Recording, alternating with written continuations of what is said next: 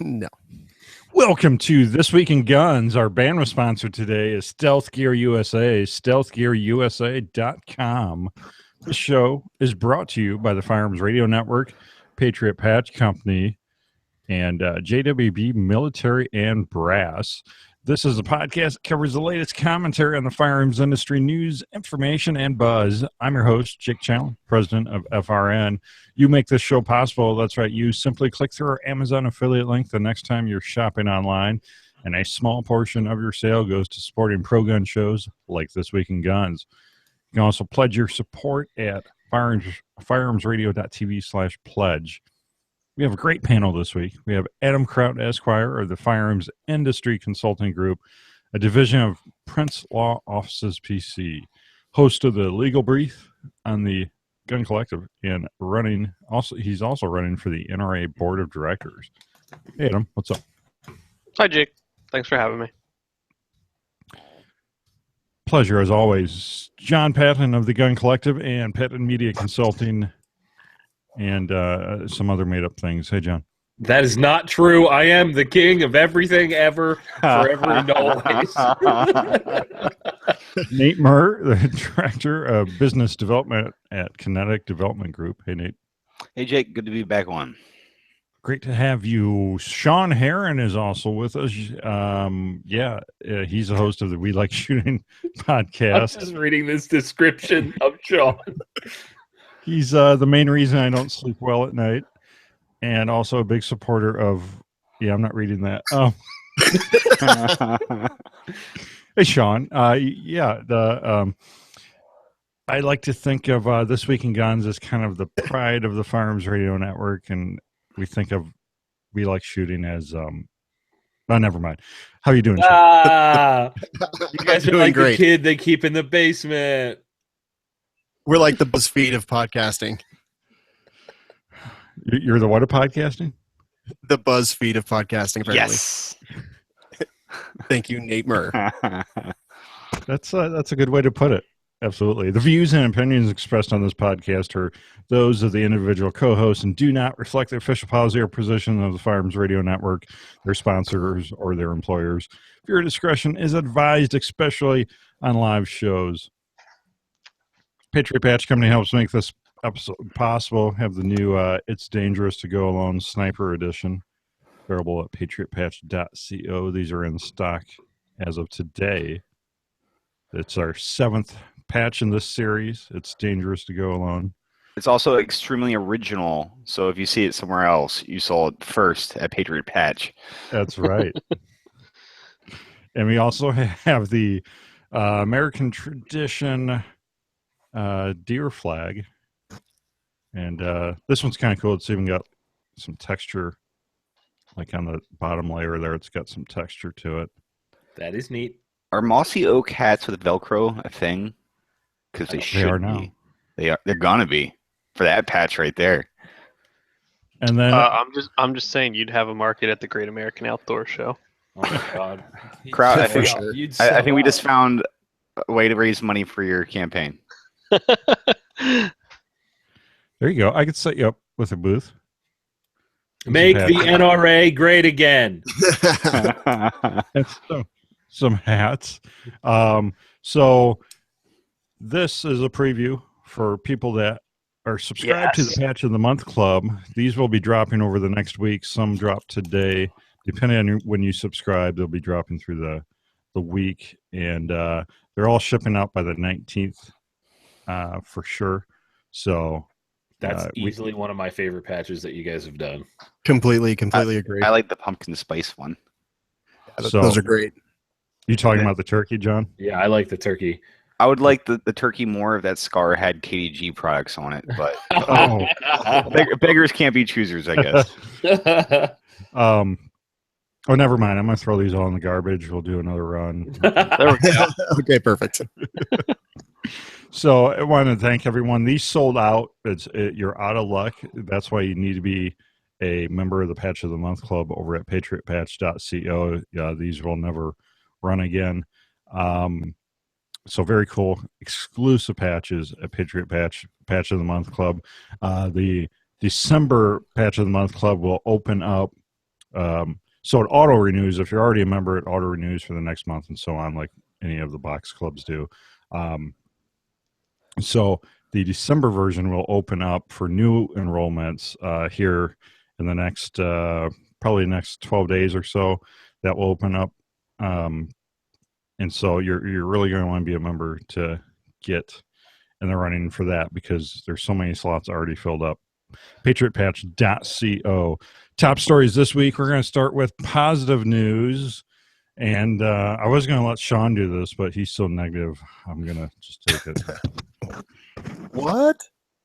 No, we're all going to do the positive news. The 2A wins on a national level here. And, oh, yeah, I forgot. I had a theme song for this.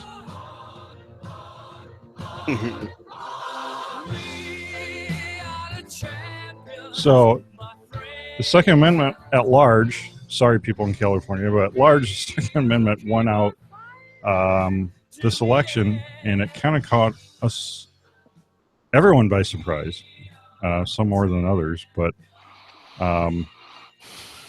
first of all, who panic bought before the election?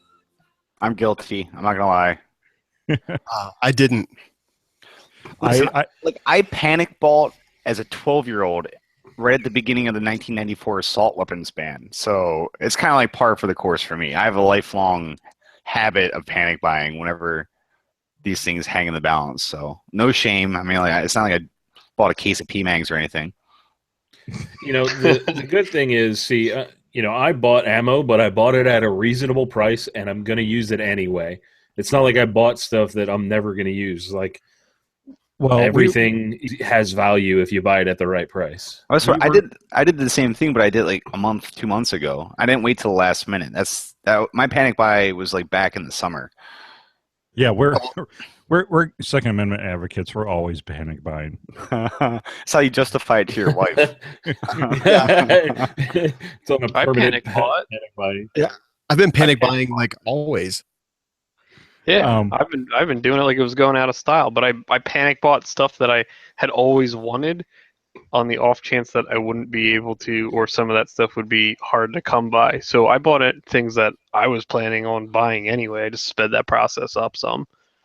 The way I like to look at it is that it's stuff that I'm going to use, and if I bought it at a reasonable, cheap price. If I don't want it, I can sell it to somebody at what I paid for it.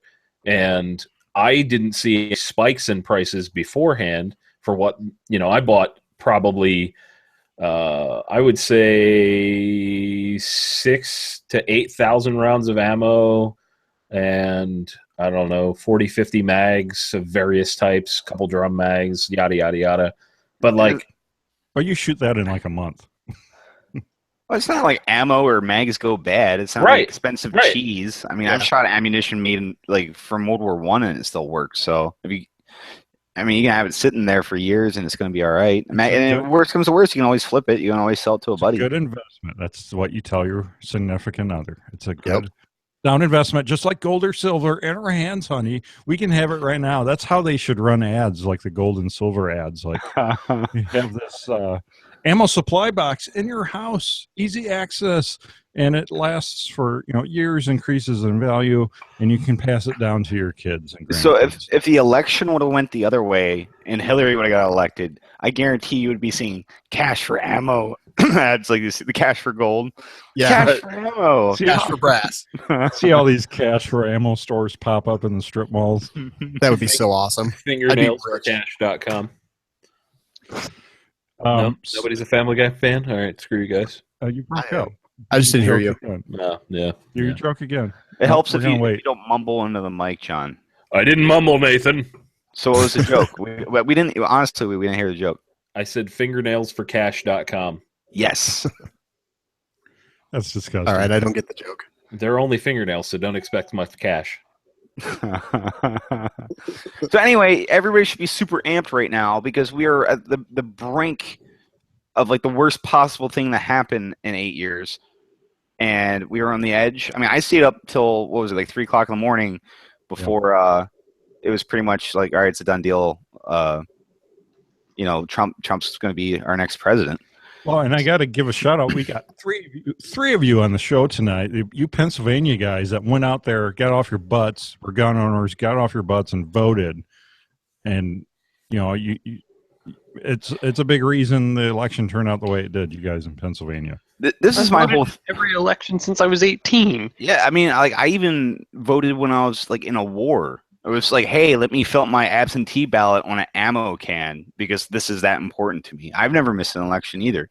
What I'm saying is this, though. It's like I've been thinking about it for the last day or two, and I think everybody's been watching the hate just unfold on social media, right?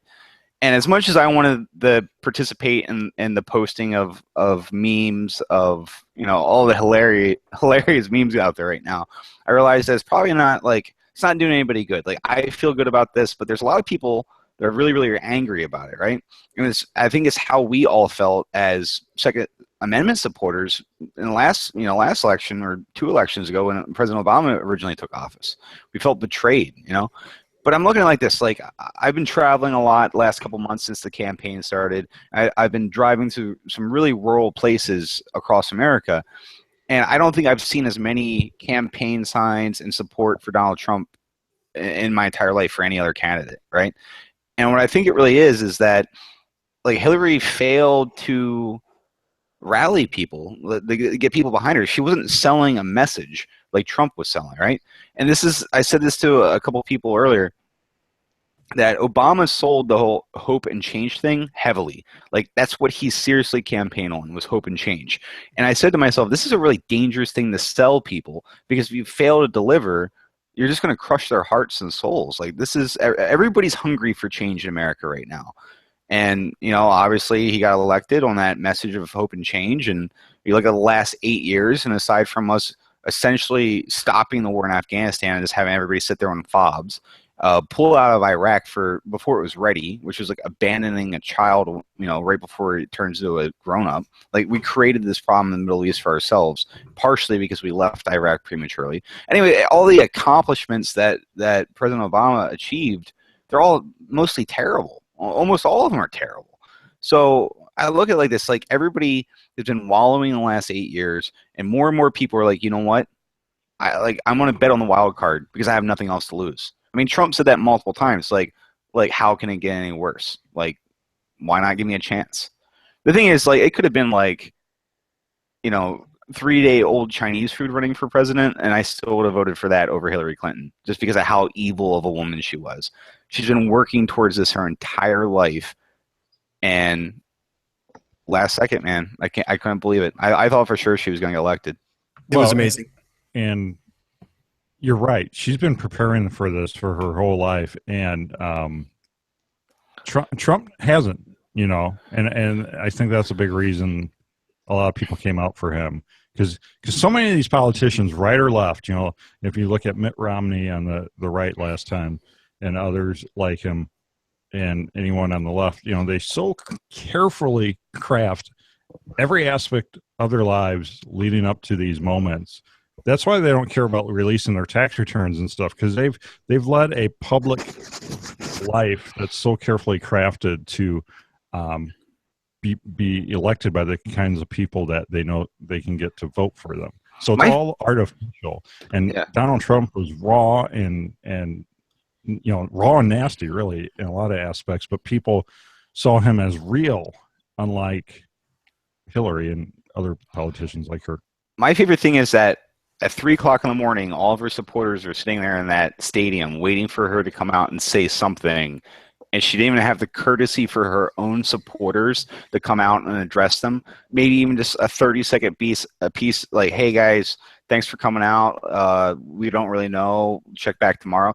She didn't even have the respect for her own supporters to do that, which is fine because it's not the first time that she left people hanging at 3 o'clock in the morning. But that was the other thing about this. What was that, Sean? That struck me the most. I was like, that is literally the most telling thing that I've seen about her out of anything. I don't think I've ever seen that before personally from a presidential candidate, regardless of the time. They always came out and at least respected the people who'd been there for 10, 12 hours, just sitting there. Yeah. That's what a leader does. A leader comes out and like even if you don't lose or it's up in the air whether or not you're going to win or not, you still go out there, you look everybody in the eye and say, "Hey guys, thank you so much for coming out." Even if you don't have any information to give them, you still give them gratitude. And she couldn't. Well, her campaign manager didn't even say thank you. He just said, "Everybody go home." Yeah, like ridiculous. Well, that's probably because he spent the last 2 hours getting screamed at. Yeah, he was probably get out. This is all your fault. So I want to point something interesting out that I don't know if this is 100% true, but it is very, very interesting if you consider it. So the last 3 elections, we had John McCain, Mitt Romney, and Donald Trump, right? Mm-hmm. So the amount of votes is around 60 million. So just under or just above 60 million, okay, of Republicans, okay? Now, the Democratic votes for Hillary Clinton were around 60 million. It's a very, very close race. In the past 2 elections with Barack Obama, the 2012 was almost 66 million, and before that, it was almost 70 million.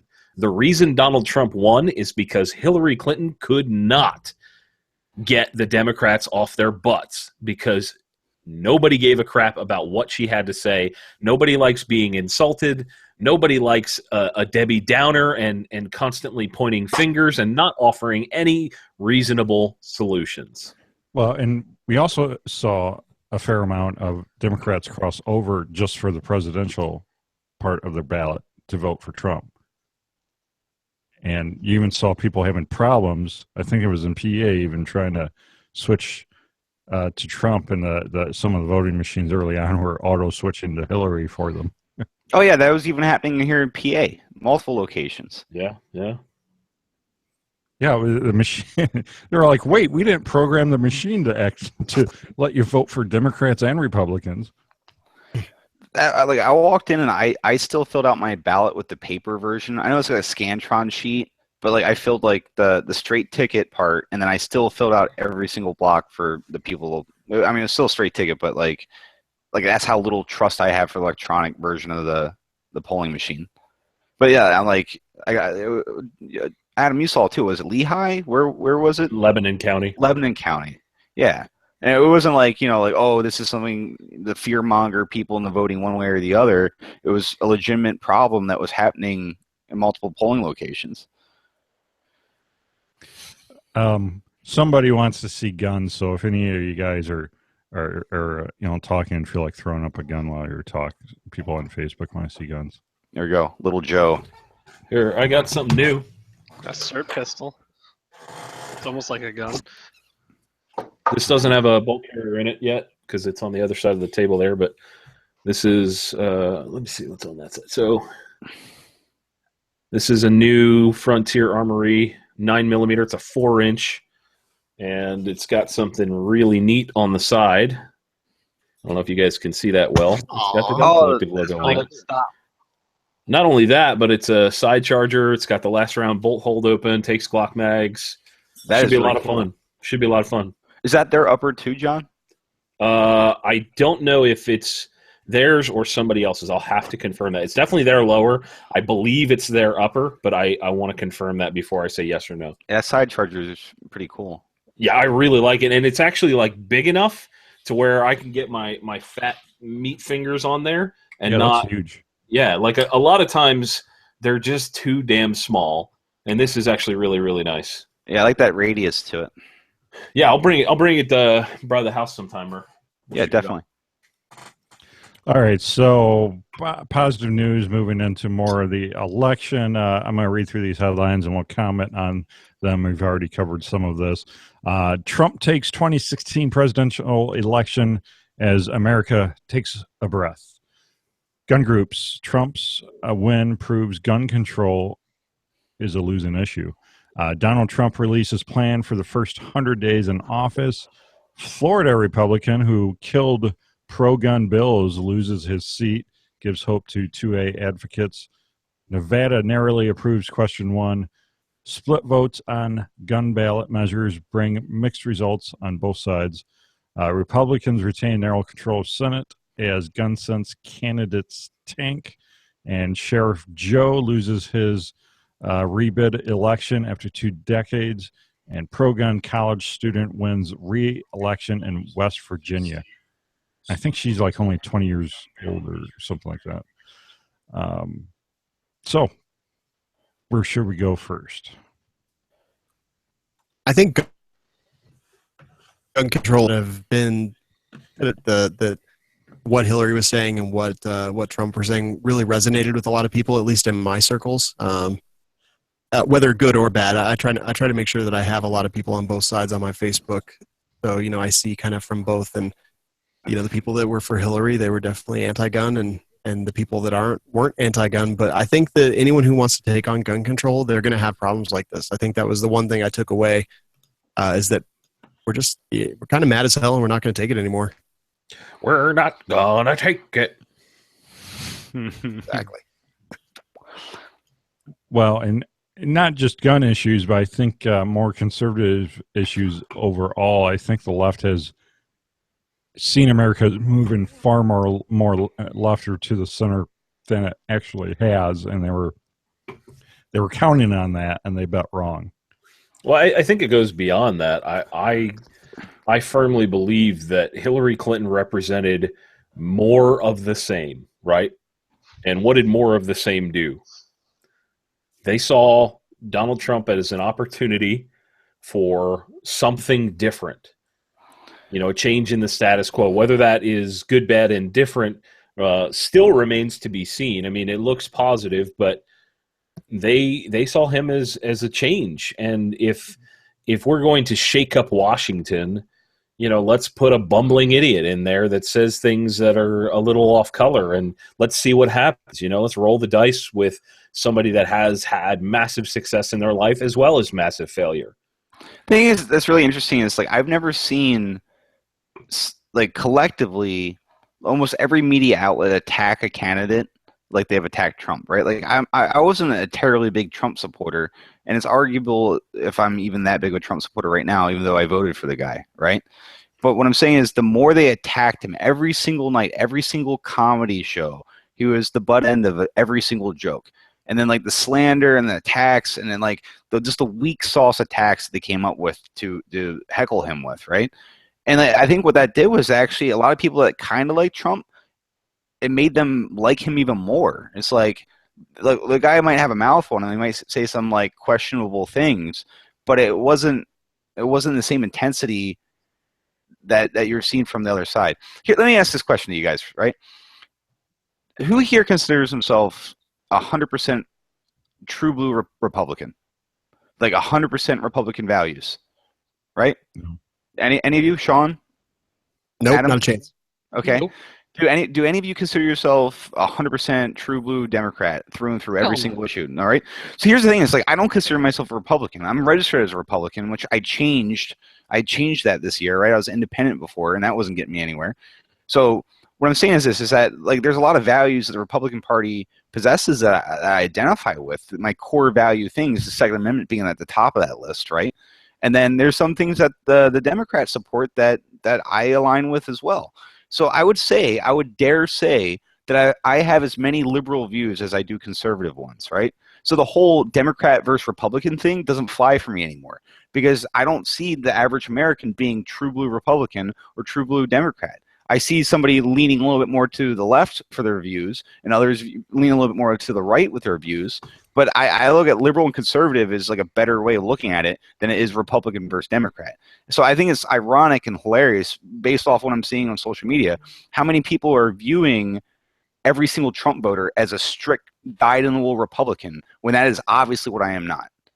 Yeah. The thing is that what I was going to say is that I think we also, as a country, are evolving even further beyond that because I would say that there's a strong belief among all people in the United States now that everybody wants their rights because no matter what, in some way, the United States government has away, or they feel like they've taken something away from them, a basic human right, or they have not been granted that right for whatever reason, right? I'm not going to argue that. But what I'm saying is that all these people share that same value. And the difference lies in, the liberal side typically believes that everything should be a level playing field. The conservative side says that if you're better, you get better. Right, you get more opportunity if you're better, because we do things based on the value and what people are capable of, not everybody gets the same results nonsense, right? Right. So I just think that's really interesting that everybody believes in some way that Washington is the problem, and perhaps that's also part of why people went out and voted for Donald Trump and actually created this incredible result to the election. I kind of look at it like this. Like, you look at Trump himself, the dude's got some pretty conservative views, and he's got some very liberal views on things too. Like, everybody's been talking, like, especially Libertarian Party people, about voting in that person that isn't hardcore left or hardcore right. Like, in a way, like, Trump's kind of like that third party. He's like a third party that actually won by disguising himself as a Republican candidate. Like, like we're all saying, like, time's gonna tell. There's like a lot of people, like if General James Mattis would have ran for president, that guy would have like just destroyed the ballot. Like, he would have gotten 100% of Republican votes. Like, the guy was a phenomenal officer, very much beloved by the Marines. Happy birthday to my fellow Marines out there, by the way. But, like, that's the thing is, like, we were given two questionable options that the elect. And even though Trump is not exactly the best guy for the office, he still won. Like, the American people spoke. And that's what it comes down to, is I think we're all in agreement here, is that desire for change. We all want that change. And people voted for the person they thought was most likely to give them that change. And it just happened to be Donald Trump. I think it's the same thing. It's like, aside from everything with Benghazi and being under an FBI investigation and all the cutthroat stuff that Hillary's done with the Clinton Foundation, all the questionable things about Hillary Clinton, and then all the questionable things about Trump, they still said, well, Trump's less questionable than Hillary, so I'm probably going to go for the guy that might actually shake things up and not just repay the people that you've had in your pocket for years and vice versa. So we saw across the nation, we saw other not so good things happen for the Second Amendment, such as in Nevada, Question 1 was approved by a very narrow margin, which takes out the loophole in their law, which prevents sales to private parties, gun shows. So basically closing the gun show loophole. Universal background checks. Yeah, universal background checks in Nevada. It's funny how like Nevada, you have so many people moving from California into Nevada, and it's really interesting to see how much their politics have changed in the last 20 years, particularly the last 10 years. Colorado, dude. Well, that's the thing. It's like, Colorado's huge. Yeah, the same thing in Oregon, the same thing in Washington State, where the very people that made these terrible laws and ruined California, some of them are going elsewhere and starting to ruin their new homes. And I think Nevada collectively as a state is one of those states being affected by that that spillover from California.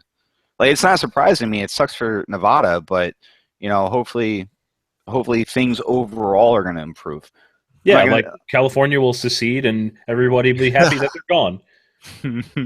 Right. The problem, and this is what you're going to see going forward. I think gun control at a national level is pretty much dead. And I think it was dead for some time. I don't think even if you got another Democrat president, short of Congress changing its makeup, that it was really going anywhere other than regulatory things being implemented. But I think the real battle is going to be at the state level in different states. And you're going to see this more and more where people like Bloomberg are going to spend a whole ton of money in a state to pass a provision and then do it again and again and again. So the states are really going to have to, people in the states are really going to have to get into the fight for their own state. I think that's a very accurate prediction, Adam. I agree with that 100%. But I think you're going to see it mostly in the states that already have bad gun laws. And you'll see it'll spread though. It'll continue in those states, and it'll move to the ones that aren't necessarily the most pro-gun or have a different makeup and aren't red state. They're not Wyoming. They're not Oklahoma. But I think you'll see that stuff even here in Pennsylvania. You'll see bills like that start to get introduced more with Bloomberg funding. And the problem, to some degree, is he can outspend the NRA. He can outspend the Pennsylvania gun lobby group. He can outspend the Nevada gun lobby group, and that's really where the issue is going to be. So it's going to happen more and more. There were 4 ballot provisions. It was Maine, Nevada, Washington, and California. Maine was the only one that defeated the anti-gun measures. All the other states passed them. Nevada was very close in almost not defeating it. I think Washington passed it by a fair amount. In California, we all know what happens out there. So it's going to have to. People are really going to have to start stepping up, and gun owners as a whole are going to have to get into the conversation with their friends, family, and neighbors, and try and help educate them and prevent this. So when Bloomberg comes and drops $23 million on an advertising campaign, well, because you've taken the time to explain to your friends, family, and neighbors, they look at it, they go, yeah, well, we know that's BS, so we're not going to even consider that. That's your job as a gun owner.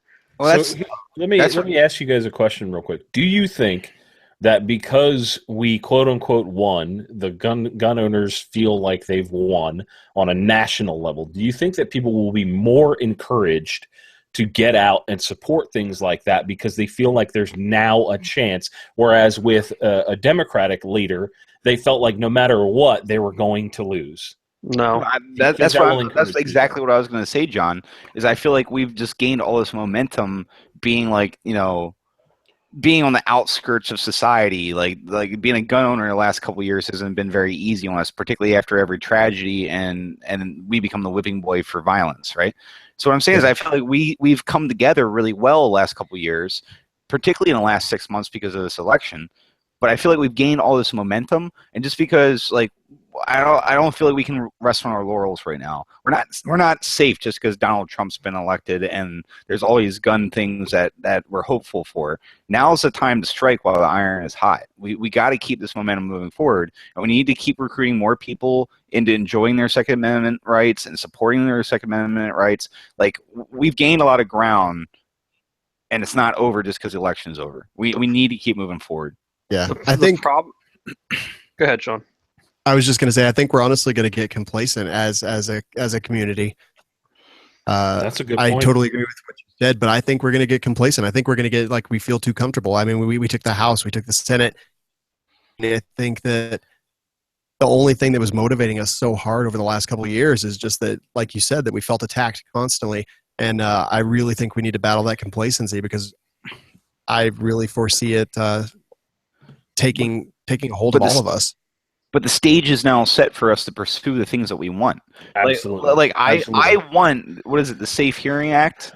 Hearing Protection Act. Hearing Protection Act. Like that's like my new thing right now. I mean, I've been tracking it for a while, but yeah. Tell me what to do to support it, and I will do it. Anything I possibly can do to see that go through, that's going to be an amazingly wonderful thing for us. And the stage is set for it now. So let's keep hammering it. Let's keep moving forward. It is and it isn't. So here's people have asked about this, and John, I hate to tell you, this is going to be a legal brief next week. The articles I've seen in the last 24 to 48 hours about gun-related stuff, and posts on forums and comments on Facebook have just left me numb as to, apparently all these people skipped high school civics classes because apparently nobody has any idea how a bill becomes a law anymore. It's not going to happen in any short order, I'll tell you that much. Yeah, the Republicans have a majority in the House. Yeah, the Republicans have a simple majority in the Senate.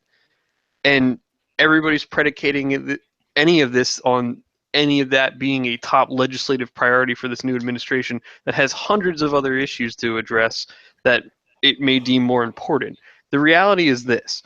And I looked at the statistics for 2005 to 2006, somewhere in there. There were 10,500 bills introduced in that congressional time, right? 440 became law, roughly 2%. Here's where it's going to be a problem for the Hearing Protection Act and any other pro-gun legislation, which, by the way, I'm not saying I don't support and I haven't done my part to call and ask for people to pass it, but here's the deal. In the Senate, in order to end a debate on a bill and bring it to a vote, it can be there's no rules for the debate time, so it can be debated for as long as the senator wants. It's called a filibuster. You need 60 votes in order to do that. There's 51 Republican senators, and out of those 51, some of them are not the most pro-gun people. See Pat Toomey, for instance. So you're not going to be able to invoke cloture to end debate and bring it to a vote. So I don't think it's going anywhere quickly. And the problem is that now all these people are, I feel like to some degree, they're going to just, stop doing what they're doing and hope this is going to pass in some short order. And I don't think it is. Will bills get introduced? Sure. Will they go to committees? Sure. Can they die in committee? Absolutely. It's a long process. It's not going to happen overnight. But it is now the time for us to push. I'm not saying it's not. I didn't say that you said that. Don't get defensive. I'm just saying that people are having in my mind, a very unrealistic expectation as to the time frame on any of this stuff occurring. Yeah, I agree with that. Do you think it could occur within the next 4 years? I think that's possible. It's going to depend. What I'm saying is, I would settle for the 4-year possibility than the 20-year. It's never going to happen. I agree with you. And when it was originally introduced under the Obama administration, people asked me what my thought on it was, and I had a hard time not laughing at him because that man would never sign that bill. You're insane to think otherwise. Yeah. But you still have people like Josh Waldron with Silencer Co. and Knox Williams with American Silencer Association driving forward on that. Right, I know Josh Waldron is personally spending a lot of time, money, and effort pursuing this. He's a very intelligent man. He wouldn't strike me as a person that would participate in an exercise in futility here. It has to be somewhat in the realm of possibility, right? Well, all I'm marketing opportunity too. All right. Well, I think you're a little bit jaded today, Adam. I think it's more than that. I know you're the lawyer, and I trust you for counsel, but I don't know. You can dream. We can dream, right? It's a win-win no matter what for him. But the other thing, I want to shift gears here because we can harp on this for whether it's going to happen, whether it's not going to happen. It doesn't matter yet because he's not president yet. We still have some time, and we can speculate about it when it gets further along in the process. The other thing that I saw within 12 hours of the election results is hashtag NRA repeal NFA or something along those lines. Yeah. And I thought that was really interesting to start seeing that immediately. Like people are seeing this election result as an opportunity to do some things that we have dreamt of. That's what I'm saying. That's what I feel like we just gained a little bit of momentum, and I want us to keep it. So how do we do that? How do we get more people involved, and how do we get them supporting the things that we all want to see come true? Get bills getting passed and amendments made and everything else. Well, those of us that have kicking out people in the midterm elections, it's going to be a process. Your job from the election, from prior to the election till now and going forward in the future hasn't changed if you cared about any of this stuff to begin with. Your job was very simple. It was to continue educating people, convert people to pro-gun, be involved in the legislative process, contact your representatives, and all of that. None of that's changed. And if you weren't doing it before, you better get your ass on board now. Well, that's what I'm saying. Like nobody's saying that it's going to be easy, that the fight is over. What I'm saying is, what John's saying with like this hashtag and other hashtags, it seems like a renewed interest. So how do we capture the people's attention while we have it, while it's still fresh in their minds right now?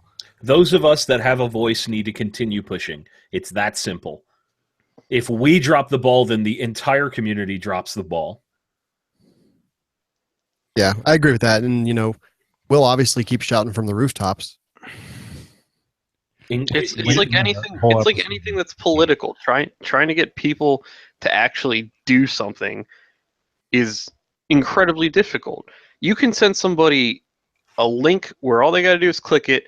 They got to literally type their name in, select from a drop down, and click send, and the number of people that will do it is infinitesimally small. Well, I send out show notes every week with all these handy links, expecting people to read them, and see how well that goes. What are the reviews like on this show? We should read a few. It's been a while. We should read some hate mail too. I would love to hear some hate mail. I'm sure there's some for me. There always is. So let's get away from the politics here real quick. How will the election results, reflect short term, maybe a little bit longer term here in the gun industry? Not on the political side, but on the manufacturing side, the retail side. What do you think we're going to see there? Because leading up to this, we saw a lot of companies, I think, holding their breath and probably preparing in the background for a huge surge in AR-15 sales, AR-15 accessories, ammo, maybe even handguns, high-capacity magazines. All right, so we were afraid of all this panic buying if Hillary got in. So now what? So we can look at it like this, right? Like, so I'm in the manufacturing aspect of this industry, right? So my company makes all kinds of things, and it's all in support of firearms, right? So here, this is brand new. We just launched this week. This is a billet AR-15 lower receiver, right? So why is this billet and why isn't this forged? Like, hold on. Yep, here we go. I have a forged KDG lower right here too, right? This is actually one of our blems. Like, we couldn't make these things fast enough. Right? We can't get forgings.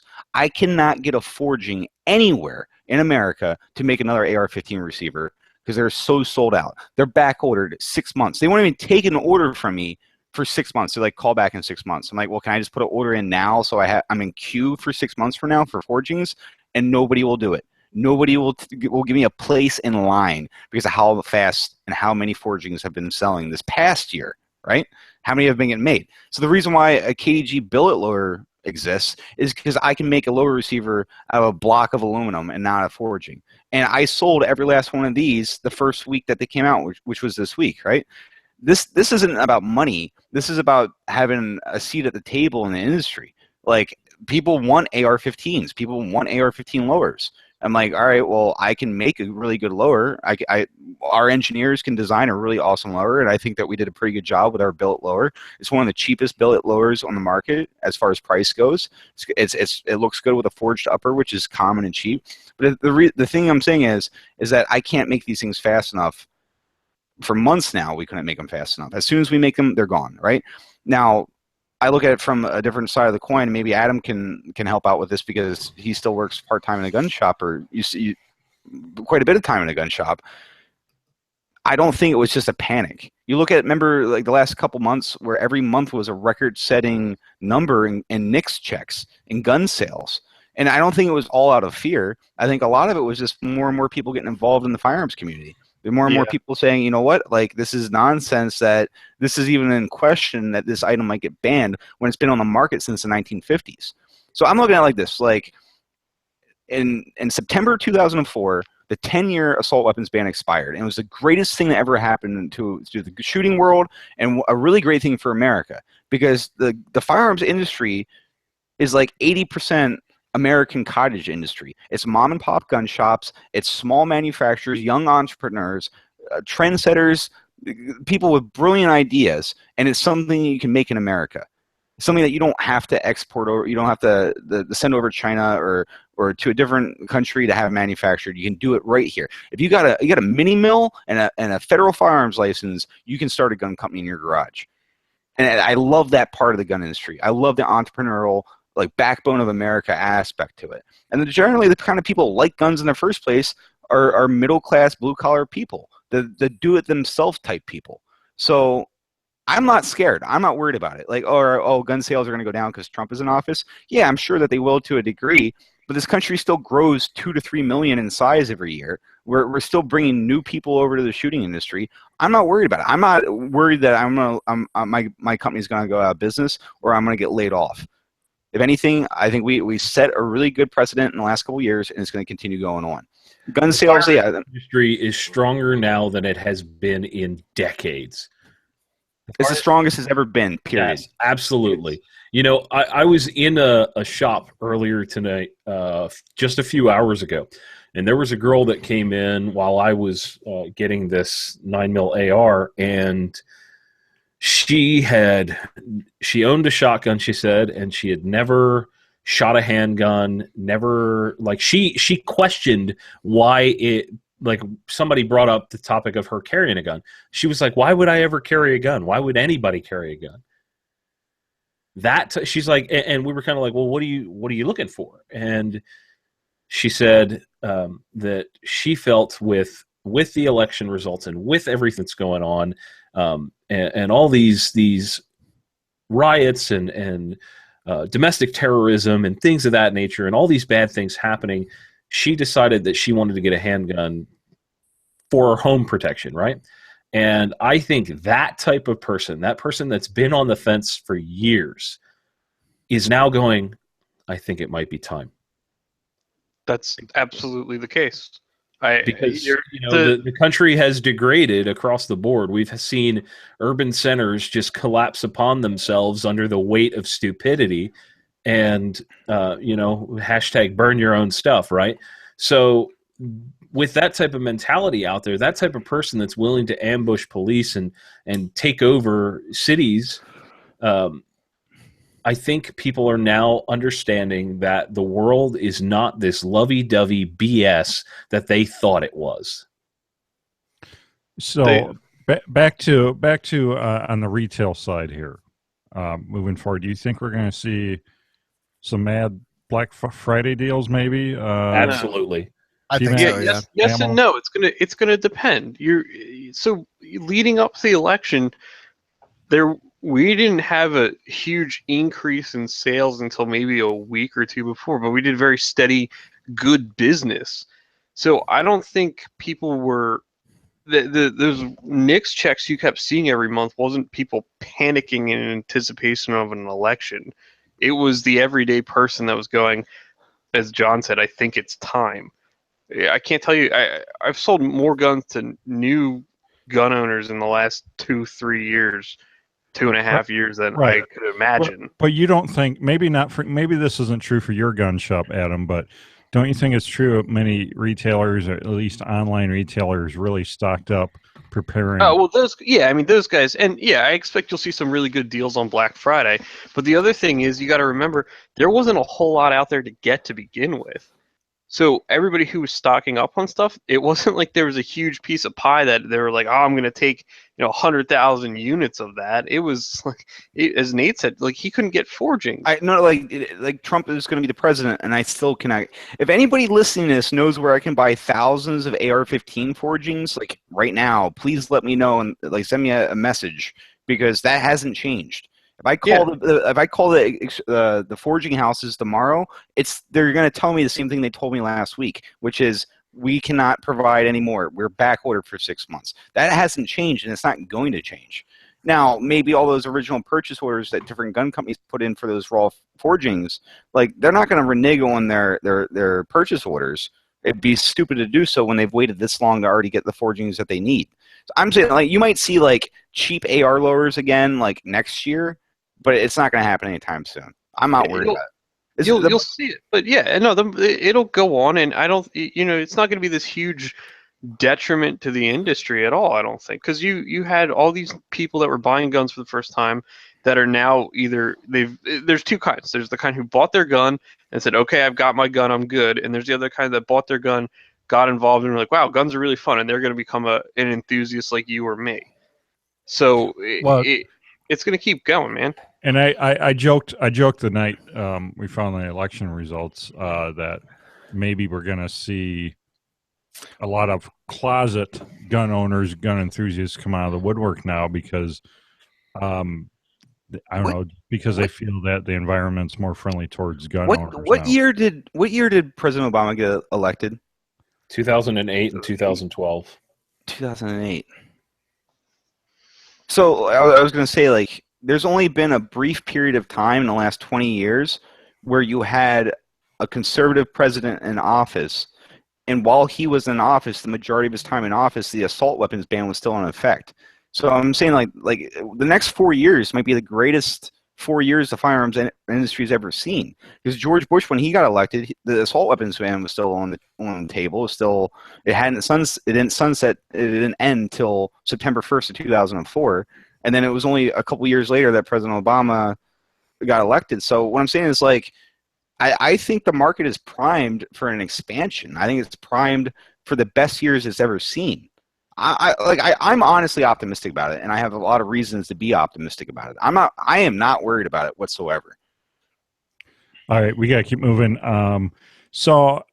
Election fallout, quote unquote. Thousands protests outside Trump Tower in Chicago. Lots of protests going on out in Oakland. All over, a lot of these different big metro areas. I think there's some more going on tonight. Philadelphia. I got pictures from Philadelphia earlier today in video. It's really weird because I understand that Hillary didn't get elected, but I don't see her coming out and publicly condemning the violence, condemning all this nonsense that's going on. Trump causing this violence. It always has been. That's been her line. At least Bernie Sanders still had the courtesy to tell his supporters to slow their roll a little bit. So we got a comment really quick on any of you guys watching the live feed or see replays of Hillary supporters find out she lost and how glorious that was. Yeah. Hey, Jared Ross. I don't mean to circle back here real quick, but Jared Ross has sent me a text with Rockwell Tactical. He said that all this year it's been steady for people signing up for firearms training, right? And then 2 weeks before the election, almost all activity stopped. Like nobody signed up for any classes because it seems like they're waiting for the election to see how it dropped. And as of Wednesday morning, people are back to signing up for firearms training again. So that's kind of an interesting note, from a really respectable trainer, how maybe what happened was people stopped signing up and spending money on training and started spending that money on magazines and rifles and last-minute purchases that way. I don't know, but I'm just saying it's another example of optimism that things are going to go well. I just wanted to throw that in there real quick. I'm sorry. So circle back here to the riots and then the reactions we saw. People crying, people saying they're going to kill themselves because Hillary lost. And I think that we talked about this before on how there's really two different sets of voting motivation here. John, you've talked a lot about this, about how a lot of people on the left on Hillary's side, it's all about emotion, 100% emotion, and then the other side, the Trump side is more, the rational side of the brain for the most part.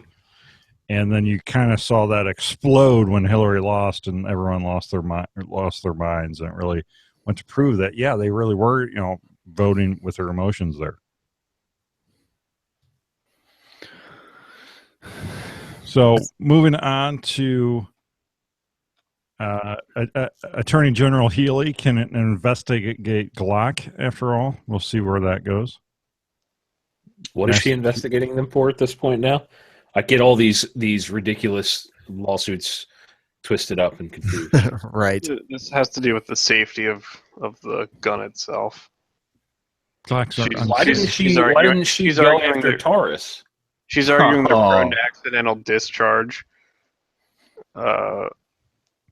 It's in regard to the state consumer protection laws for product defects, misleading marketing, and failure to honor warranties. So,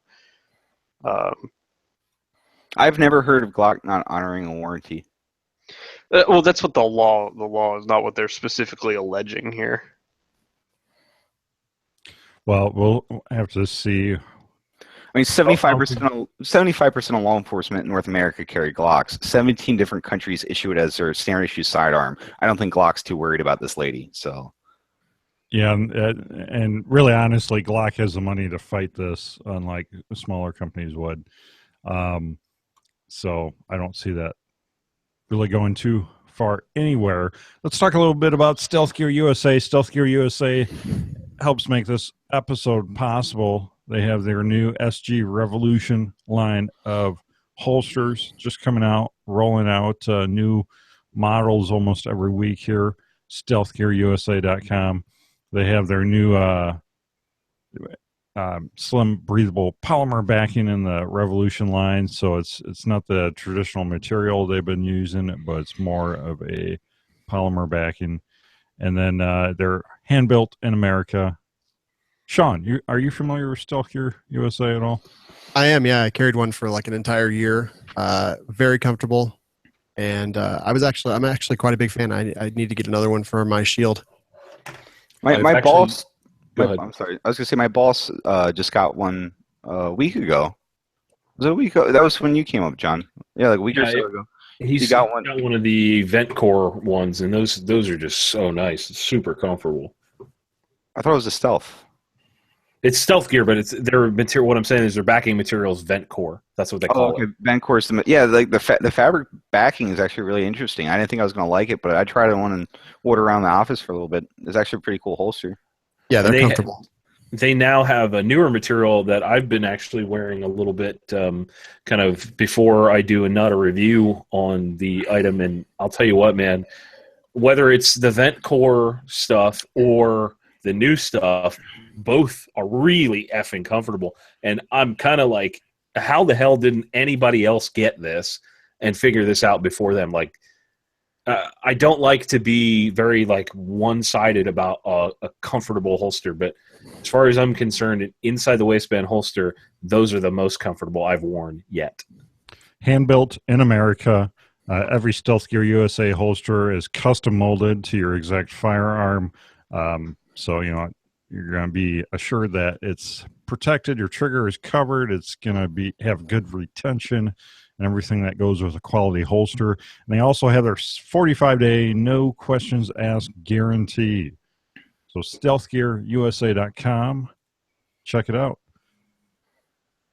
All right, so I'm going to skip through some of these stories. We're running late on time, skipping over Bill O'Reilly. Who cares? Ruger up $40 million in the third quarter, but then we also saw how gun stocks have tanked a little bit since finding out Trump won the election.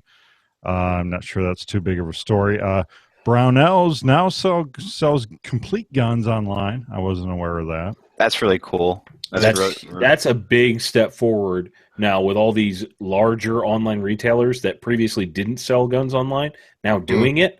That says a lot about what's happening. Well, I saw what was it? Sportsman's Guide, I think, sells guns online now, which really surprised me. Well, I thought they'd been doing it for a while. Well, I can explain some stuff behind that. But anyway, I think it's really cool that Brownells is selling complete firearms now, because it's like Brownells has been a one-stop shop for me since I was like a teenager. Like it's the world's. They used to tout themselves as the world's largest gunsmithing catalog, and now they've expanded into ammunition and firearms. So you could potentially buy a rifle and all the gear and all the accessories and everything you need right from Brownells, which is a great company to purchase from. So they also have, I think, a storefront now in their they do. At their factory, which is really, really cool. Right there on Interstate 80, yeah, in Iowa. I forget the name of the town, but right on Interstate 80. If you stop seeing cornfields, you've gone too far. Yeah, man, I'm a big fan they had the VP9 for $599. That's a good deal on that gun, isn't it? Yeah, it is. It is. Yeah, I'm a big fan of Brownells adding guns, man. I think it was a big deal. They've obviously got all the infrastructure for it already. So, I mean, it was definitely a natural progression. They're really poising themselves to be the Amazon of the gun world. They built this new state-of-the-art Amazon-like warehouse, and now they're making the right moves, bringing actual firearms on board. And as long as they keep expanding what they carry, keep things in stock, they're going to just explode in growth. Really, let's play a little game of speculation. Is Midway going to start selling guns? No, I think Midway's too set in their ways. But Midway's selling flannel shirts now. Yeah, well, Larry Potterfield likes flannel, so what do you want? Hi, I'm Larry Potterfield, and thanks for your paycheck. I mean, Midway's a great place to buy from, but I think that they're still kind of set in their old model, and they're more reluctant to change than Brownells is what I'm saying, right? But I mean, I think it'd be cool if Midway started doing the same thing, and there's nothing to stop them from doing it. So, if they decide that it's the best for their business and it's going to be something that makes them money in the long run, then I'm sure that they will. And if they don't think that it fits inside their model and something they're going to be able to support, because like Brownells has always had an incredible warehouse facility. Like even back in the days, like the early days of the internet, when you'd get the giant Brownells catalog the size of a phone book in, and you call an order in, it showed up in a timely fashion. Like they're always really good about that. So I think they're, like you're saying about going to an Amazon-esque system of shipping, Jake, they've always been really good at that, and they've made it even better. So really all I care about is I actually sent an email to them today asking if I could buy 3 gallons of flat dark earth alumahide to paint my Jeep with, and I'm patiently waiting to see if they're going to make that happen for me. So I'm keeping my fingers crossed. I'm talking to you, Simon Pierce. Yeah, they probably just deleted that. Like, this guy's nuts. What? Oh no, they're very well aware of how insane I am. So, Brownells is very much more open to new media from what I've seen. They're very open with working with new media, and I have not seen the same with companies like Midway USA or similar companies. Brownells was at the YouTuber shoot. Yeah, they were. They're in Georgia. Actually, full disclosure, Brownells is the newest advertiser on We Like Shooting. So, oh wow, that's awesome. Yeah, they're definitely reaching out to new media. They're definitely making some changes. I think historically they've kind of been known as, Nate mentioned that catalog, and they've kind of been, your dad's gun catalog. And I really think that they're making a push into that new media just to kind of, get the younger people so that they know as much about Brownells as a lot of our fathers did, or, family or uncles, things like that. Well, that's what I'm saying. Like Brownells has never given me a dime, but they've taken a hell of a lot of money from me over the years. I'll say that, right? And I've never had a bad interaction with them. So that's like, as a big fan of their company, I'm really excited for them. I'm very happy to see, because it's an American-owned company. It's very much an American enterprise. They employ a lot of people, and like, if you don't work at Brownells and you live in Iowa, like, what else are you going to do? Like, there's not a whole lot of industry there. There are a whole lot of job options. So you either grow corn or you don't grow corn. You either grow corn or sell gun parts. What's it going to be, boy? NRA pulls target land after backlash. So the National Rifle Association pulled a blog post encouraging members to print out pictures of popular board games and use them as target practice. The blog post accompanied a Hasbro's, mentioned Hasbro's Candyland, and included NRA's adaptation of Target Land. But the post was pulled after people complained over the NRA marketing guns to kids, blah, blah, blah.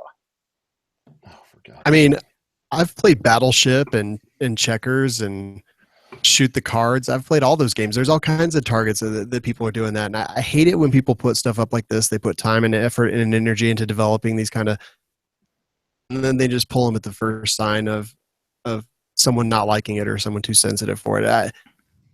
Like when I see this kind of stuff, I'm like, oh yeah, that seems like a lot of fun. I don't think for 1 second that they're marketing it to kids. It's kind of ridiculous, and I'm kind of irritated with the NRA for pulling it. Well, I got to say, I'm all about marketing guns to kids. Get them hooked young. First one's free. Yeah, I mean, I have no problem with it. But I mean, isn't the NRA all about Eddie Eagle, gun safety for kids? I mean, couldn't they have put that spin on it? They could have, but they didn't. They just caved and pulled it, and all the people who put time and effort into that, and all the they paid people to do this. I'm sure it wasn't volunteers that did this. It's just a waste of money. If you're going to do something, if you're going to say something, at least have the courage of your convictions. Is my opinion. I cannot stand it when companies do this stuff. Like no one thought about this ahead of time. They didn't think, oh, we're going to get a little bit of backlash for putting out. They should be happy somebody on Facebook said they should be happy someone's buying board games in the first place. Yeah. Now, if they get like a cease and desist from Hasbro, I totally understand. But just they got a cease and desist from a social justice warrior, and that really pisses me off. So Smith Proud, make the NRA great again. Smith & Wesson buys UST brands for $34 million. Wow, they're just buying stuff up, huh? Buying a ton of stuff up. So, think about how old of a company Smith & Wesson is. Like, Smith & Wesson's had their fingers in a lot of different pies for a long time now. Like, even back in the 90s and 80s, like, they invested in things that didn't have anything to do with firearms. Like I think they pretty much own the handcuff market. Like, almost every cop I know has Smith & Wesson brand handcuffs, and that was the acquisition of theirs. Like, they bought a fledgling company that was making handcuffs for years and started not doing so well or chose to sold, and they purchased it and revamped it. So, I mean, they got the money. They have the money to spend. So $34 million, it's not that big of a surprise to me anyway. Well, and they're very profitable right now, and I think it's probably good moves overall. I mean, we see tech companies doing the same. They're buying companies that companion well with what they're currently doing. You see Apple and Google doing that all the time, and so I think Smith & Wesson is taking a page out of their playbook. Now, did anyone notice Smith & Wesson? They're talking about changing their name, which is the most stupid possible thing they could do. They want to change to the American Outdoor Brands Corporation. Right. No, it's awful. It's their holding company. If I recall. Why is that a bad idea? Because you're losing over 100 years of brand recognition. No, Smith & Wesson, the gun company, will still exist. Yeah, it's the holding company that holds all the assets, not Smith & Wesson, the gun maker. So basically, it'll be, instead of Smith & Wesson owning Smith & Wesson, American Outdoor Brands Corporation, which is a really awful, weird name, will own Smith & Wesson. Right. Yeah. I don't really care if they change the name. Just pick something better. I'm sorry, Sean. Didn't you? No, I'm sorry. I was going to say. Okay, what would be a cool name? Freedom Group. American Outdoor Brands. I mean, Brands Corporation just sounds weird to me. Yeah, it is weird. That's the best you guys got? Come on. Merco World Industries. I would say things that are more American, but you would yell at me and timestamp me. What would be more American? I can't say it, Jake. Shut up and hold my beer. Watch this. Merco World Industries has a nice ring to it. That's all I'm saying. Yes. Prestige worldwide. That's opening my mouth to say that. All right, moving on. Sneak peek at the Inland T3 carbine. This is a version of the M1 carbine with a optics mount. Is it still in 30 caliber carbine? What's wrong with that? I sure had Matt DeVito on. He's a big fan of the. Somebody go buy me a case of 30 carbine and let me know what they spend. I don't understand why you're so angry. Because it was a stupid idea in the 1940s. It's still a stupid idea in 2013. It's not a stupid idea. 30 carbine's a fun cartridge. Yeah, it's a fun it's a 38 Smith & Wesson is what it is. It's like nothing. What do you want it to be? It's not a 50 BMG. No, look. Built to replace ammo. If ammo was cheaper, if ammo was cheaper and more abundant, and you could walk into every gun shop in North America and find 30 carbine, I would be all for it. But you can't. Well, so name 100 other guns that you can't walk in and buy cheap ammo, but people like them and I don't buy those guns either. So 458 SoCal. Enjoy your 50 Beowulf, suckers. Murr only buys Glocks and ARs. That's all he has. No, I own a SVT 40, an obviously semi-automatic Russian rifle from World War II, but I own that because 54R is still cheap and abundant. I'm just saying, like, look, this is America. We can spend our money on whatever we want as Americans. We can do that.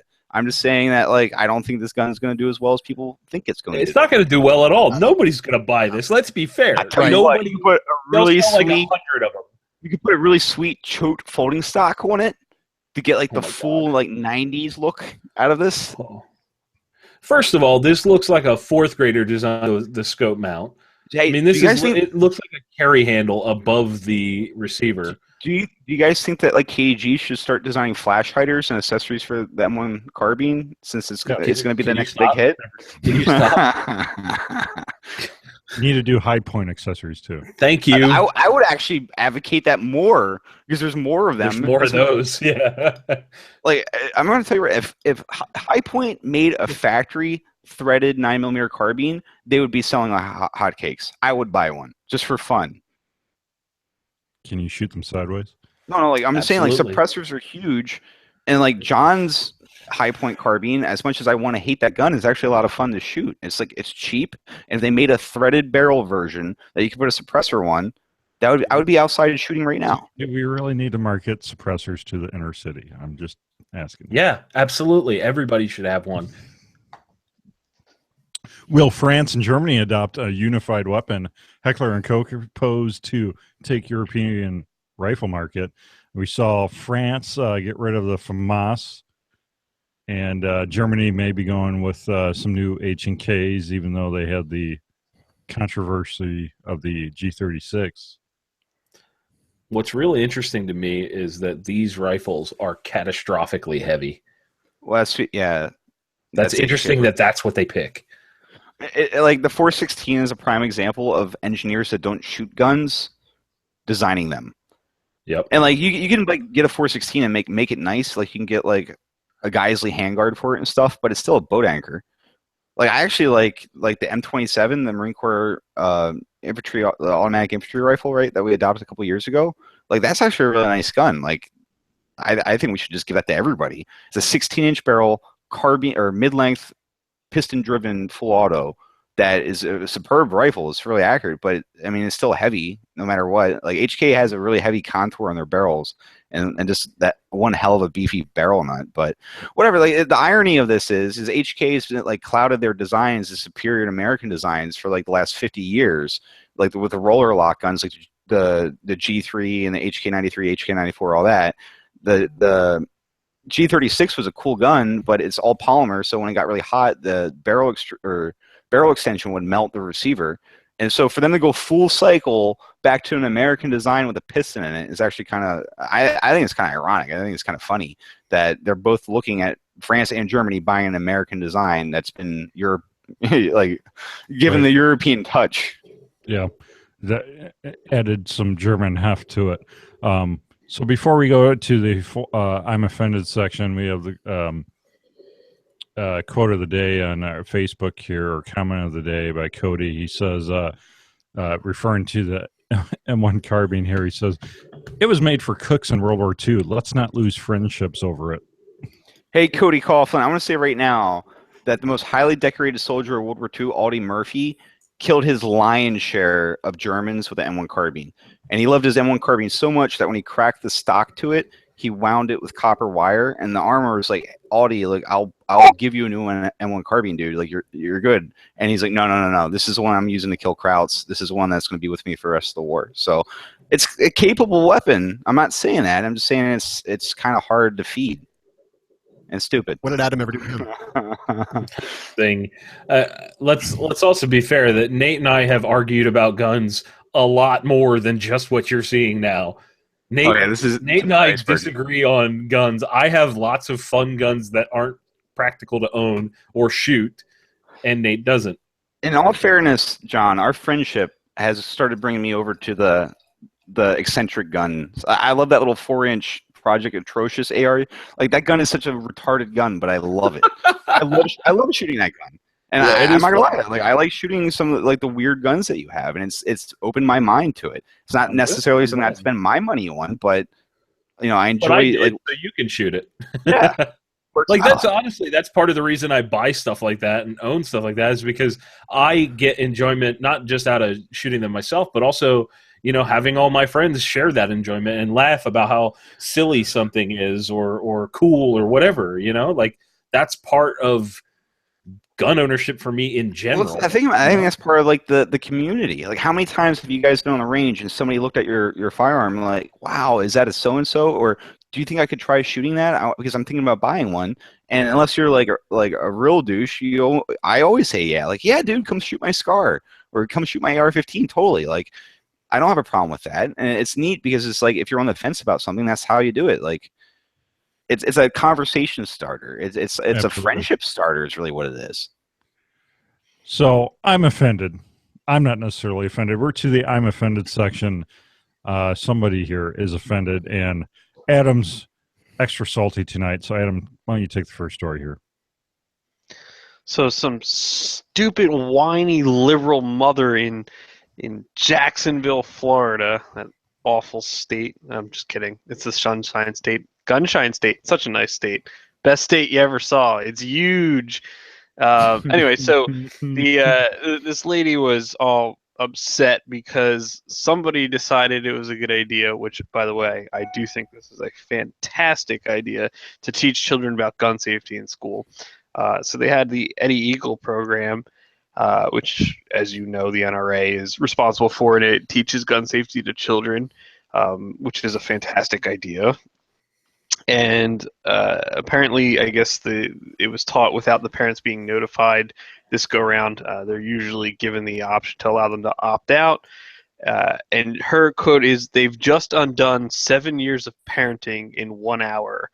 Good. Your parenting was wrong. Sit down. You know, this is what I don't understand. Like the Eagle program is a great program, but it happens to be sponsored by the NRA, so that's why people hate on it.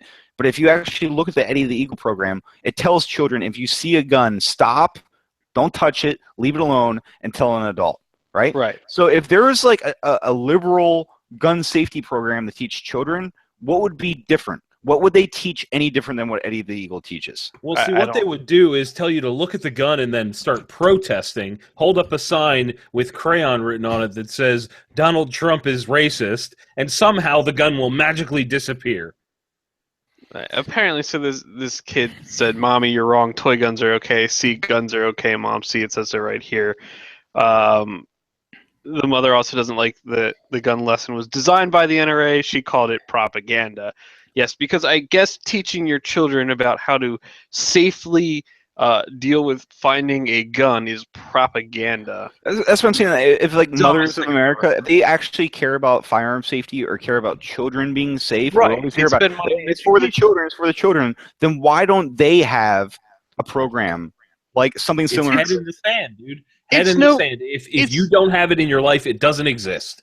It's absolutely no different than sex ed or the DARE program or even driver's ed. If we don't talk about it, the children won't do it. No, it's seriously. I don't see how they can say it's any different, right? You teach your kids. We have sex ed because we all understand that some kids are going to have sex, right? Abstinence only is just a fallacy that isn't the case. So why don't we give them the tools to do it safely so we don't have a bunch of kids raising kids? We have DARE because we know kids are going to find drugs. So why don't we teach them the dangers of drugs? We teach kids to drive 2,000-pound pieces of metal on the street because it's an inherently dangerous activity. Why? What is the issue with teaching basic? This isn't even basic gun handling. This is stop, leave the area, tell an adult. It's specifically not gun handling. It's don't touch it. It's mind-blowing to me. And I think there was a follow-up article. I remember reading it. I don't know where it was, but basically I think the follow-up article said what her story of what the kid told her was total BS because that's not what the program teaches at all. Well, is this one of those things where it's like so many people have no idea what that program is actually all about or what it contains? They don't even make the effort to find out. They don't even make the effort. The NRA must be evil. Yeah. The giant lobbying evil corporation. Evil NRA. If your entire parenting strategy is just sheltering your kids from everything that happens outside, you're an idiot. Evil shenanigans. Are these the same kids that are now getting their college exams dropped because of this election? Hey, you leave those poor college kids and their pizza parties alone. God, I wish I were in college right now. The hate that I would levy against people would be incredible. All right, let's keep on rolling. So, another wild animal pet killed by hunter. Pedals the bear has been killed. He wasn't a pet. This is a lie. He's with Harambe now. It's just a bear that walked around New Jersey and got shot. It's a bear. You're such a racist, John. Why would the bear not be a pet? It says right in the title. Wait, is this that bear in New Jersey that was walking around on 2 legs? Yes. That was a wild bear. It had something wrong. Like something was wrong with its paw, so it was walking around like as a biped. Death threats have been made against the shooter. Yeah, nothing says tolerance like death threats. Way to go. I'm going to shoot you, human, with a gun for shooting a bear with a gun. I got entertainment out of a wild animal coming close to my house and being weird. So if you kill it and make it not so weird, then I'm going to be super mad that I can't look out my window and post videos about it on Facebook. Anybody that's upset about this, if you see a raccoon in daylight, you should go rescue it. Daylight, that's barehanded. That's their snuggle time. That's when they like to cuddle. Go pick it up. I feel like I feel like there should be a warning here, just so we don't get sued over that. If you haven't snuggled a raccoon at high noon, you haven't lived. I'm just saying.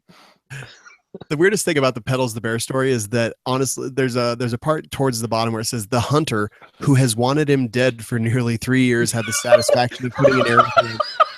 Like, what did Petals the Bear ever do to this guy? Like, why was he there? Petals? Yeah, I was like, the score's been a long time coming, Petals. Today's the judgment day. The gray. It's like, yeah, it was Moby Dick. This was his great white whale, and now he's gone. See, he messed up here. He didn't have a drop gun to give Petals. I mean, if he had a high point, you got to throw a burner on him. You know, based on how much the Russians love bears, do you think this is going to hurt our relations with them? The entire Russian population is bears, I thought. No? They're just bears on unicycles? Bears on unicycles. That's what I heard. Oh. All right, so last time offended, this lady, she made almost $4,000 in 2 hours selling Hillary targets. I feel like that's going to earn you a visit from the Secret Service. I was thinking the same thing. Ariel 26, she sold 1,500 of them in 2 hours. She's actually really cute. I mean, like, I'd buy targets from her. Yeah. Like, is a picture of Hillary with a bullseye and it says Hillary Rotten Clinton. Hillary Rotten. Hillary. Oh, yeah, it is. Oh, Hillary, yeah. Chipping away at your gun rights since 93. Two for $5 is a little salty, Ariel, but that's cool that you still made $4,000 out of it. That's enterprising, and I'm proud of her. And she even has the bullseye in the T-zone. Overflow, way too many stories. Way too many stories to cover this week. As always, you can go to the show notes at firearmsradio.tv. You can also pledge at firearmsradio.tv/pledge to support Pro Gun Radio. And don't forget, you know, holiday shopping is upon us. Contribute to the Firearms Radio Network and This Week in Guns by shopping our Amazon affiliate link. Click those Amazon banners over at firearmsradio.tv. Support Pro Gun Radio by shopping Amazon. We get a small portion of each sale. And I thank you for supporting Pro Gun Radio through our Amazon affiliate link. Full Auto News segment is where we have arrived. Stories the real media won't talk about and other crazy stuff. Each of the hosts picks a story to call their own here. While you guys pick your stories, I want everyone else to head on over to jwbmilitary.com. That's the home of JWB Military and Brass. They have awesome, fully prepped and primed, or prepped and ready to load brass. Not primed. JWB Military and Brass. They also have AR-500 steel targets, which are awesome. I have some of those on my private range, and it's very cool to have AR-15 or AR-500 targets to plink at. JWBmilitary.com. Check it out. All right, who's ready? I've got one. Yeah. Adam? We'll continue the hate parade here. So, the Department of Corrections in Washington State has issued a memo stating that we're no longer calling inmates prisoners, convicts, or offenders. We're now renaming them. If they're in a class behind bars, they'll be called students. If they're in the prison infirmary, they'll be called patients.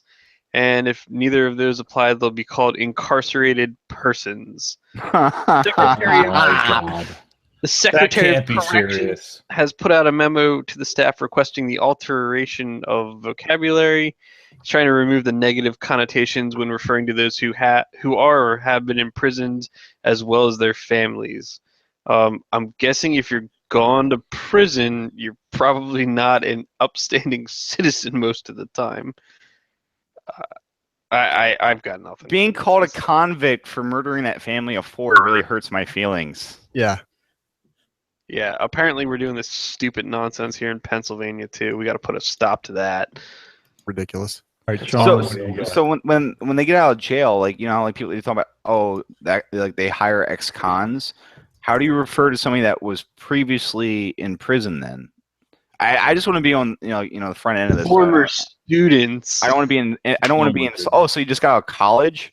Well, funny story. Were you previously incarcerated? Are you a previously incarcerated person? Where'd you go to college? Oh, Eastern State Penitentiary. From what I understand, a lot of those students come out very gender fluid. Oh my goodness! Yeah, you just drop that. You just have to drop penitentiary off the end of that. Eastern Penn State. That's all you got to say. What pronoun do we have to use for these inmates? Z. Okay. Zas. Whatever the new flavor of the day is. Zer. Quit raping him, Zer. All right, Sean, what do you got? I really, just to go along with what I do, sack up with the tack sack, the Picatinny mountable scrotum. Saw this. It's pretty ridiculous. It's, if you have nuts on your truck, why not have nuts on your gun? And you can use it as a forward grip, so don't put it on your AR pistol or anything. But for $40, you can either have blue FDE or flat dark earth and black. In black, yeah, you can have them. The black ones are actually slightly larger than the FDE ones. They do look a little bit bigger, but yeah, I mean, if you're just bored with the same old stuff, if you don't have a vertical foregrip, I guess you can just get some nuts to throw on the bottom of your Picatinny. The funny thing is, these things are made in Alaska too. That's the hilarious thing. I imagine the guys. That's why they're shriveled. That's why they're shriveled. It's a product of Alaska, which is interesting because Alaska generally doesn't contribute a whole lot to the gun industry. So still doesn't. This is what happens when they don't have daylight for 6 months. Exactly. So I just want to see the determination request letter that somebody writes to ATF asking whether or not this makes an AR pistol an AOW or not. It has been written. I saw someone submitted one, so. I guess we're just waiting to hear back, but I think people are missing out. You really need to mount this on like the top rail. Kind of jackass to put nuts on your gun. You might as well just completely obstruct your view, right? Yeah. Or you could be extra ballsy, and put them on all of the quad rails. Then you'd have that's a really good idea because then no matter what position you shoot from, you've got a bipod. Balls. And you could also. Ball pod, and then you could kind of rest between the two sacks, and if you need to get a 45 degree, you've got so many balls to lay on that you'll be okay. Exactly. Go balls deep with the tack sack. Oh man, Sean, just write their marketing. I'm all over it. Go balls deep with the tack. That's just yes. Cold call them and tell them that you're like the BuzzFeed of gun podcasts, and I'm sure they'll pick you up. Dude, you could get them. You should have them sponsor the show. Have a special segment. Yes, these tack sacks would go great with the vertical forepenis. Are we done? Okay, John, you did this. John, what do you have? So there was recently something called Red October 2016, a Kalashnikov themed competition. So basically it's a bunch of dudes out in Utah that get together and have a competition all with AKs, and that, my friends, is awesome. We typically 3-gun is like ARs and shotguns and yada yada yada, but this is all like ComBlock stuff, and that is really, really cool to see that AK market continuing to grow. And, see the variety of stuff that people had out there. There's videos and whatnot. It looks like they just had a good time. And I love seeing different areas of the gun industry grow. And, we all know that the AK industry has been growing and changing and evolving, and it's just continuing to do that. And that's pretty cool. Absolutely. I shot a 3-gun match over the weekend, and there was a guy on my squad that shot Shot with an AK the entire time. Now, it was a no steel ammo match, so he had to shoot with brass 7.62 x 39 all that's weekend. Awful. When I was in Iraq, a lot of their 3-gun competitors used AKs. Yeah. So, yeah, you can win some matches with those things. He didn't win, but hey. All right, Nate, what do you have? Okay, this one's kind of weird. So, as much as I wanted to talk about the National Guardsmen smuggling a Law anti-tank rocket home from Afghanistan, which I think is pretty cool, but apparently that's frowned upon. I'm going to talk about how DARPA sent over 1,000 radiation detectors, out to volunteers throughout DC. So this thing's it's kind of a weird thing. It's a year-long program where DARPA sent these dosimeters, what they're out, the radiological dosimeters, out to people that wanted to participate in this program. Essentially what these things do is they sniff out radiation and let you know what kind of radiation and level of radiation. So, like, there's other detectors like this that are like very large, that are the size of a shoebox, but these ones are apparently the size of a cell phone and only cost $400. What I'm curious is, like, DARPA is like, what's the guy from Batman? The Samuel L. Jackson, not Samuel L. Jackson, Morgan Freeman's character. That was racist. That was racist. Was it Aloysius Fox? Like, basically, like the guy that makes all the really cool stuff for Bruce Wayne. You know what I'm talking about? Right. Well, like, DARPA is like the government's version of that program, right? Like, DARPA comes up with all this like high speed, low drag, cool stuff. It's like a government think tank that comes up with next level technology. So for DARPA to send out 1,000 radiological detectors for free, specifically to Washington D.C., is very interesting to me. Like, a lot of people think that, like, it's going to take a third world war, like a nuclear war with Russia, for a nuke to be used on U.S. soil, and that's not the case. Like, when the Soviet Union collapsed in the 90s, a series of small backpackable tactical nuclear weapons disappeared. Like, they're gone. When the Russians stopped paying their soldiers to guard those facilities because their economy collapsing, those guys went home. And when the United Nations finally, like, got everything squared away for what the Russians' inventory actually was, they came up showing that a lot of these tactical nukes were missing. Like, they still have no idea where these nukes are, right? So, like, a 1.5 kiloton nuke can fit in the size of a briefcase, and they don't know where it's at. And that's not just one of them. There's multiple units missing like that. So, like, the idea that a dirty bomb or a small nuke like that could be smuggled in America is actually a very, very real threat. And it looks like DARPA is trying to be more proactive with detecting that sort of future threat. I look at, like, with everything happening in Europe with all these attacks, and we've seen these attacks here in America. It's a realistic thing. So it's a very interesting program that they sponsored and put on, and it's kind of scary to me. It's a, like I said, legitimate threat. So good on the government for taking steps to work towards making us more safe. Yeah, it's like Pokemon and SETI mixed. It's like Pokemon with 5 rems of radiation. Exactly. I don't want to find those Pokemon, though. They're all, like, deformed and, more eyes than normal. If you find a Squirtle, you end up looking like a Squirtle. I'm just afraid I'd find Gojira. So, car accidentally taken from driveway, returned with an apology note the next day. I don't know how you accidentally take a car. If it hasn't happened to you, you haven't partied hard enough. They didn't realize that they stole a Prius at the time. I gotta take this back. So if it was a Prius and they said gas money, it was just like 12 pennies. Great, now there's pennies in the dash. So, Canada immigration website crashes election night. So apparently people panicked and started to see if they could. How did I miss that story? You didn't see that? Yeah, dude. I thought that was hilarious. I saw it that night. I saw it. Yeah.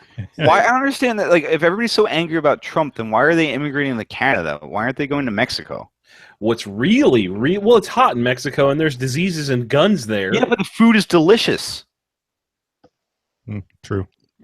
I mean, I'm just saying, it's like everybody's always talking about moving to Canada. I don't see what the big deal is. I mean, like, well, you know, they can all. there's plenty of openings. California. Tijuana is a thriving Mexican city. There's always openings at the Donkey Show. There's plenty of job opportunities there. I just don't understand why they're picking Canada over Mexico. Well, what we're going to do is we're just going to put everybody on the coast of California, and then we're going to have John from USA Chemical. He's going to fill the trench there with binary explosives. We're going to escape from LA. We are going to literally from blast California off the coast. Well, with California all the people. Wants that. They want to. Good. We want it and they want it. Good riddance. But I like Disneyland.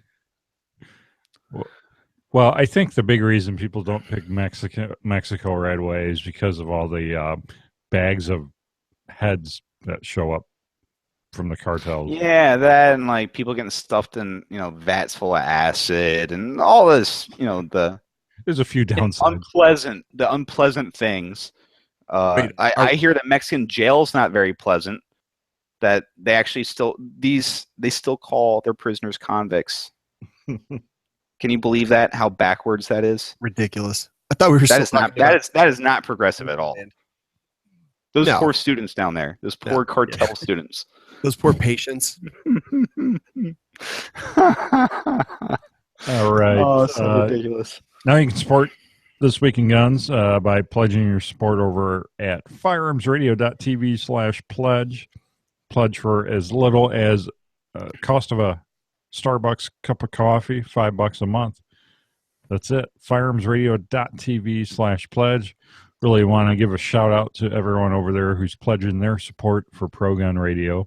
And if you want to pledge as well, head on over to firearmsradio.tv/pledge. So Patriot Patch Company makes this episode possible. Have the new Dangerous to Go Alone sniper patch.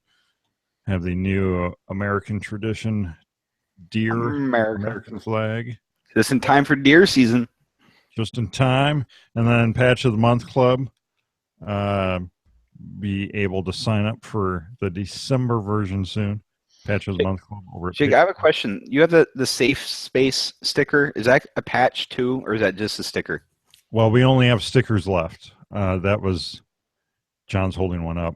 Yeah, I got one of the stickers in the Patch of the Month Club, and I'm like, if this is not a patch, this sticker totally needs to be a patch. That's like, I love that. It's like one of my favorite designs. Well, we were blown away. That was the first official month of the Patch of the Month Club, and we were overwhelmed with support for Patch of the Month Club. So, that was very limited edition. There's only 100 of those Safe Space patches out there. So, moving forward, you need to sign up at Patch of the Month Club at patriotpatch.co. That's all I can say.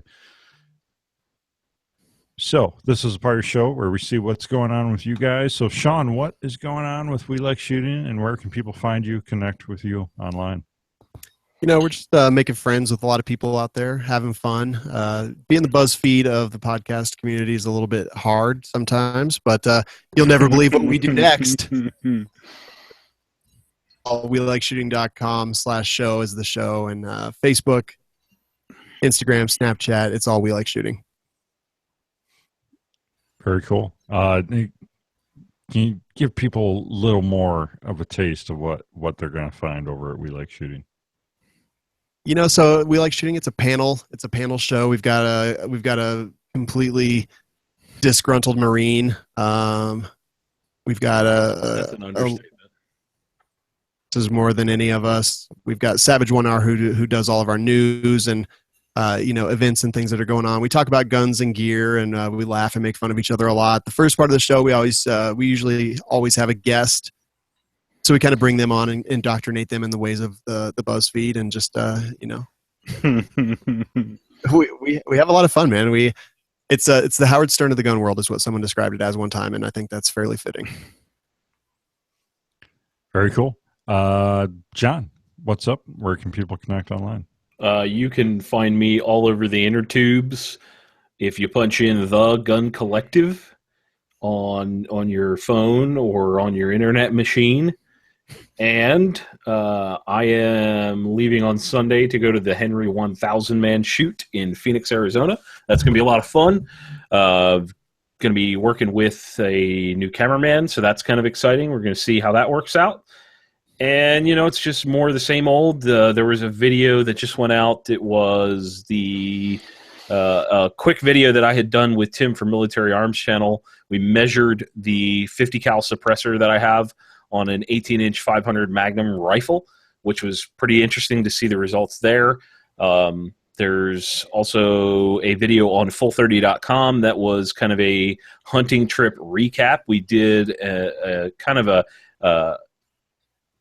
it's almost an autopsy, sort of. It's not really super technical, of a couple pigs that we had shot, basically finding out what the extreme penetrator bullet, it was loaded up by Underwood, but the bullet was from Lehigh Defense. I shot that into a pig, and we also tried out some of their 300 blackout ammo.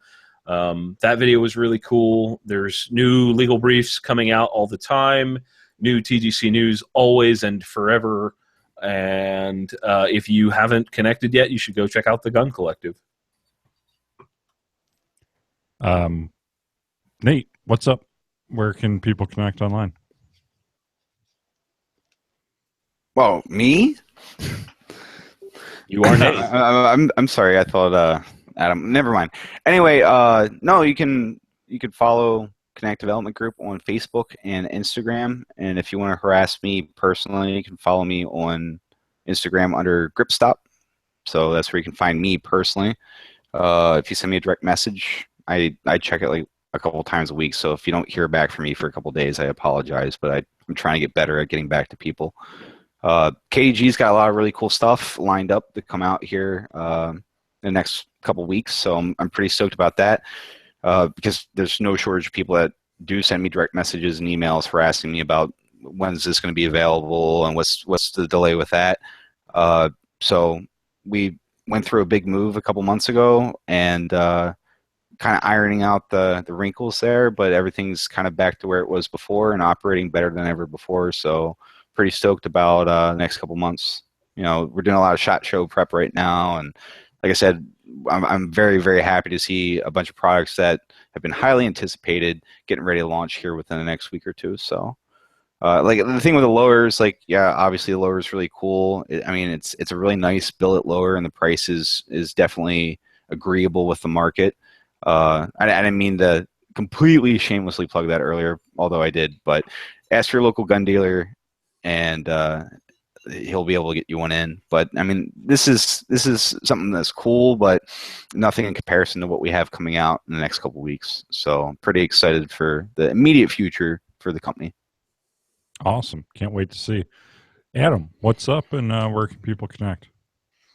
Just a lot of work and things. If you want to follow me on Instagram, you can do that at the Adam Kraut. You can check out my public figure page, Adam Kraut, on Facebook.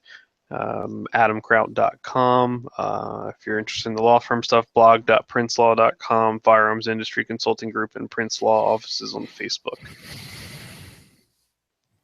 Very cool.